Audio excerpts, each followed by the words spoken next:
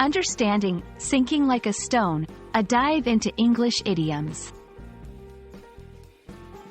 Hello, everyone. Welcome back to our channel.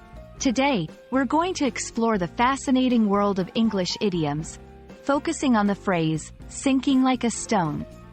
Idioms are a crucial part of English, adding color and depth to our conversations. Let's dive in and uncover the meaning behind this vivid expression.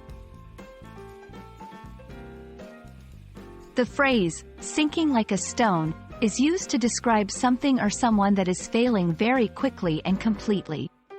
Just like a stone that is thrown into the water sinks quickly to the bottom, this idiom is often used to illustrate a rapid and total decline or failure.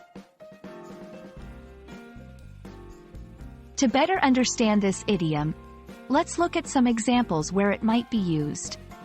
1. In personal situations, after the news of the scandal broke out, the politician's popularity started sinking like a stone. 2. In business and finance, the company's stock prices began sinking like a stone once the quarterly losses were announced. 3. In relationships, after that big argument, their once happy relationship started sinking like a stone.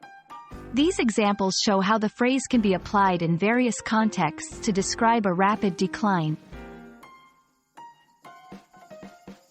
While the exact origin of sinking like a stone is unclear, it's easy to see why this metaphor became popular.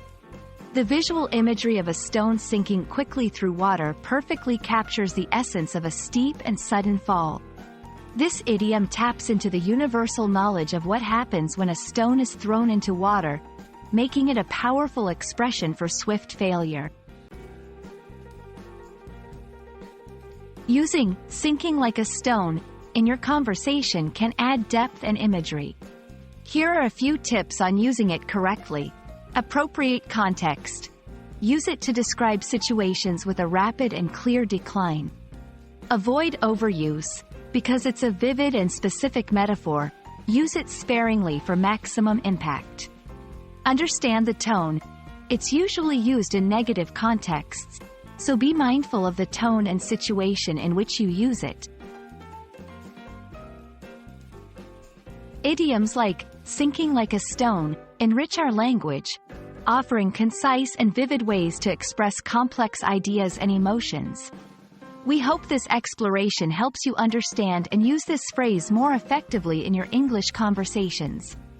Remember, learning idioms is not just about memorizing their meanings but also about understanding the culture and context behind them.